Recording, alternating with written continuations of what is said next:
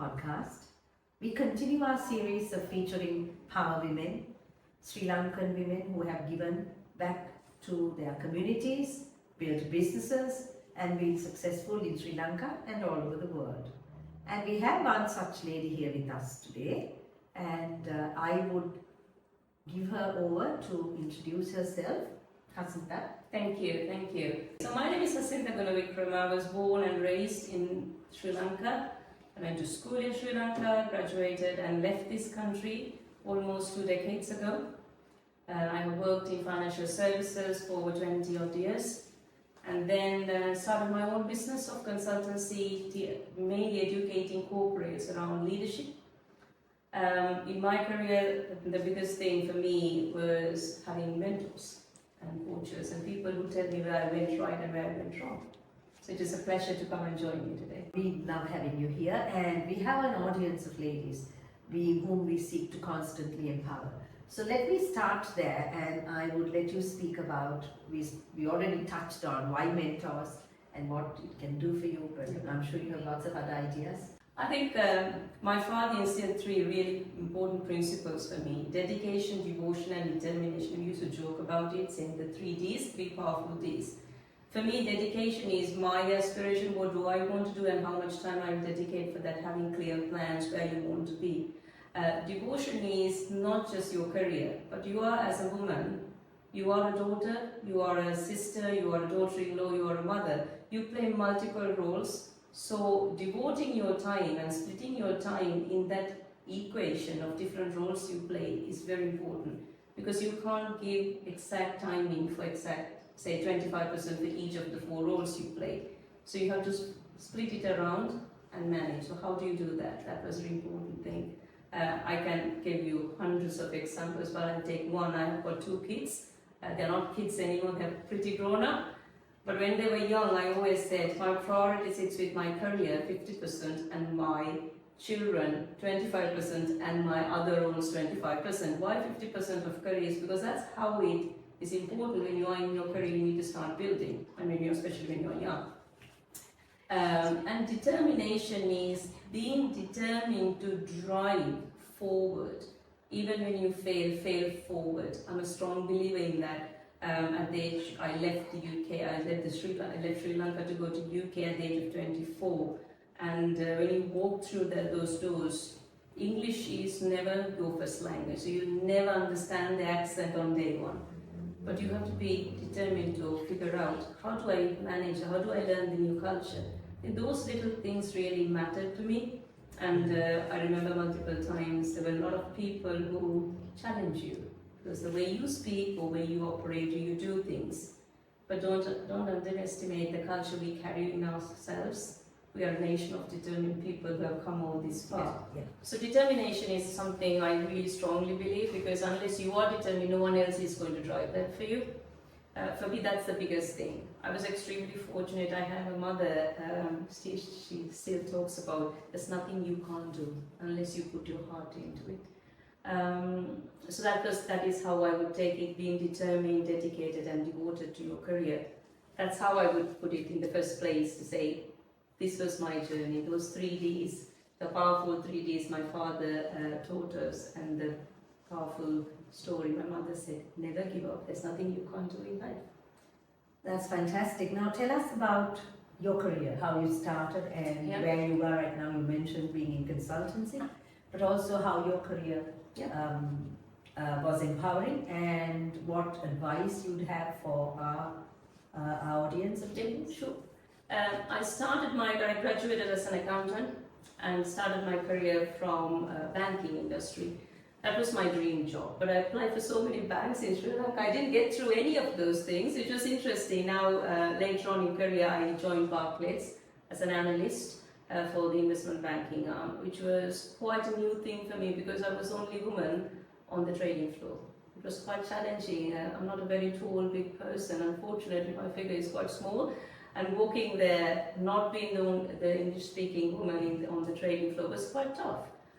But coming back to the 3 Ds, you are determined. I'm proving myself to be a person that they should start thinking as a future leader. Later on, I moved into working for HSBC Bank in the UK, and did multiple careers. I worked over 3 countries with HSBC. I traveled. I was very fortunate. I found a wonderful husband who supported me. I think that's another important thing. You need to have partners who support you, somebody who cares and supports you in your journey. Otherwise, it's impossible. Absolutely impossible, because, as I said, you're juggling multiple roles as a woman. Exactly. None of those jobs you can drop. They're like glass balls. You can't drop them. So interestingly enough, when I moved across, I became the Chief Administrative Officer for Europe years later, and then the Chief Operating Officer in India. And India was a very challenging country, because you look Indian, you go there, they look at you and say, "Oh, we thought you're coming from the UK."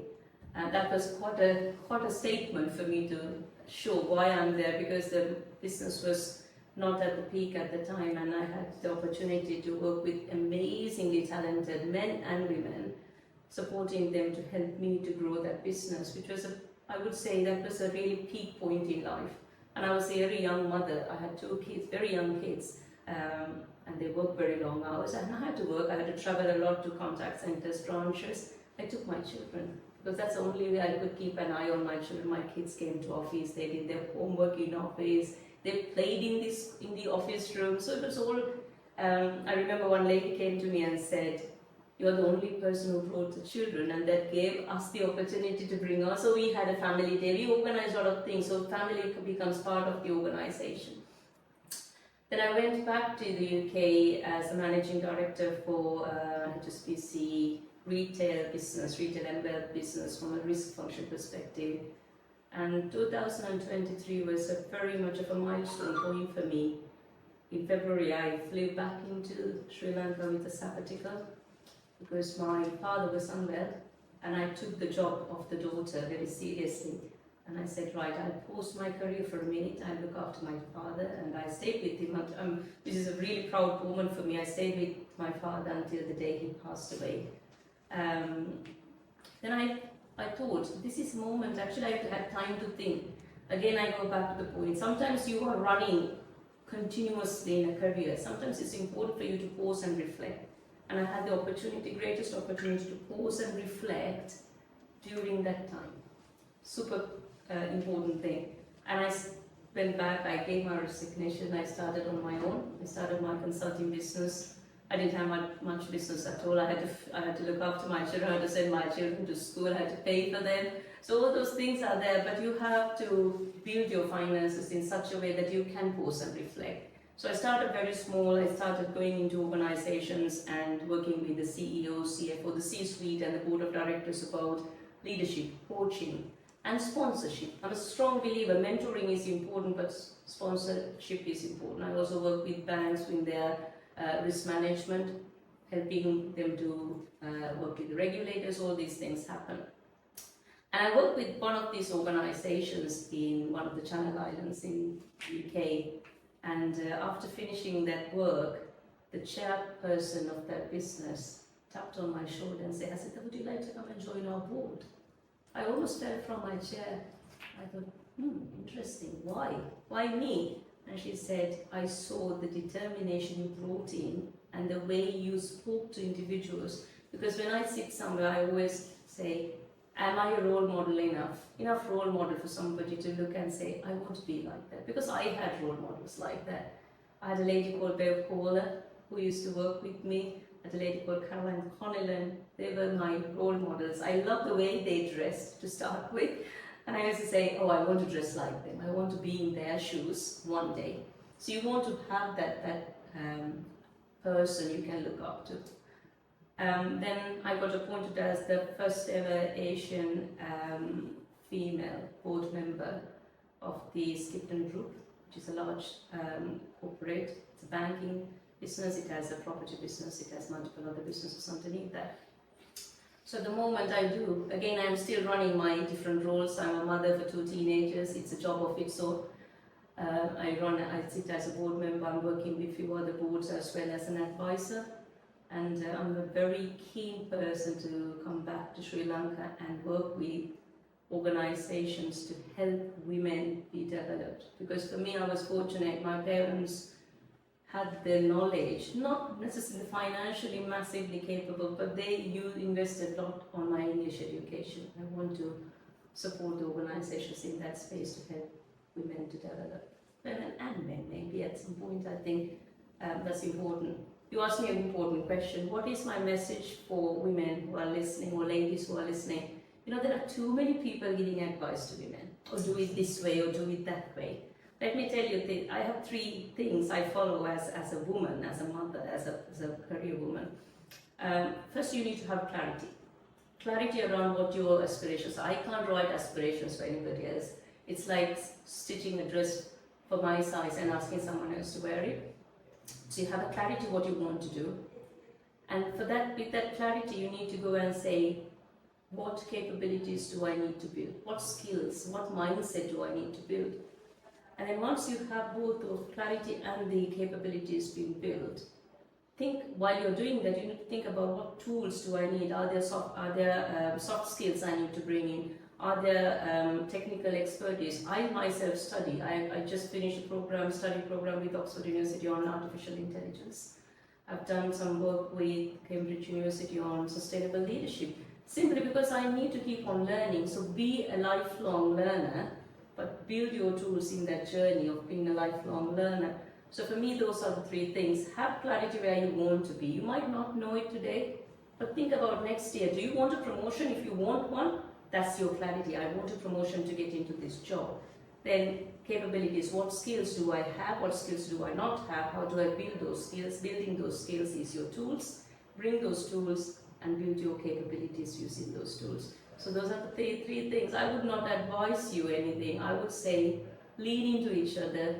Use those 3 things that I just mentioned, clarity, capabilities and tools, but also listen to feedback, not just the positive. As women, I think we always get very upset when someone tells something, even better it's. So lean onto those good, important feedback as well. That's excellent. I would just like you to also touch on something. What advice can you give in terms of work-life balance? Yes. I don't know whether I'm qualified to talk about it. You have to talk to my children about my work-life balance or my We'll take your word. The important thing is, as I said, women play different roles in our careers. Not that men don't, but generally our system is built. A mother carries a child. That's the point you become a mother, not when you deliver the child. You become a daughter as soon as you're born, and the world expects a lot from you than your other male siblings. When you become a wife, there's some not a rule, but beliefs and expectations. So those different rules, you need to understand. You can't give equal time for everything at every moment of time. You need to pick which one gets priority at this moment, and where you need to be slightly leaning onto other people to help you.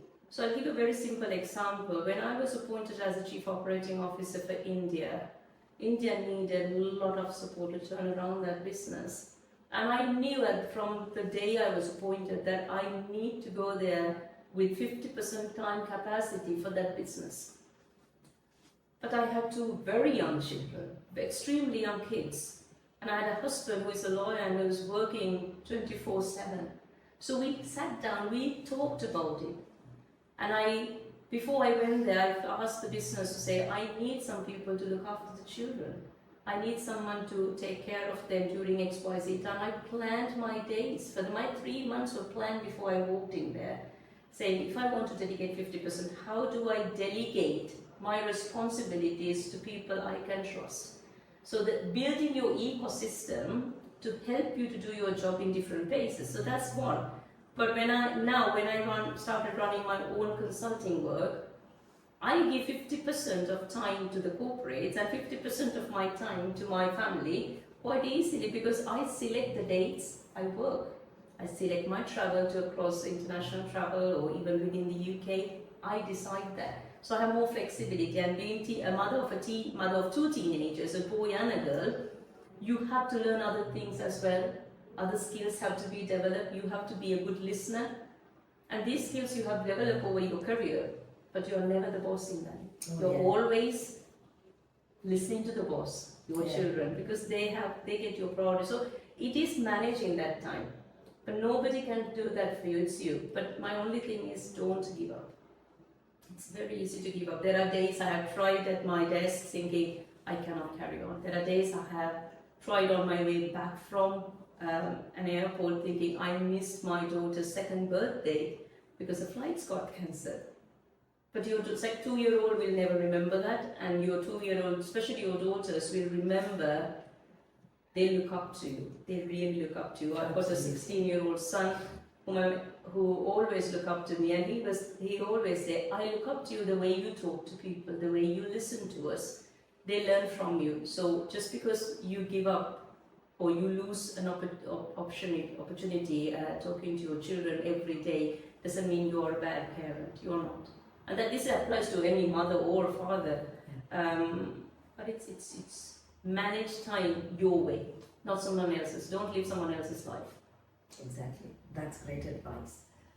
We've talked so much, and I've been learning a lot of new experiences, a lot of new insights. Anything else you'd like to share that we've not covered for the ladies? I think when I started, I talked about my father, what the values, what he instilled on the 3 Ds, and my mother saying don't give up. And then if you are a parent, or if you are an aunt or an uncle, think about those things, because my parents were not corporate consultants. Especially my mother, she was a housewife. She didn't know about any of these rules. But the things you say can change someone's life. Absolutely. So any statement you make, the way you operate, way you talk to people, always remember someone will watch you, see you, and follow you. They will take things out from the conversations. So one thing I will say is, always think you are a role model before you even start moving around you and you start talking, because you will learn something from it. Hasintha, thank you very much. Thank you. Thank you for having me. We've enjoyed listening to you, and I'm sure our readers and our listeners will. So we would love to continue this conversation, but in the interest of time, we want to thank you for being here. And ladies, you heard a lot, learned a lot. Continue to tune in and stay with us, and check us out at satynmet.com.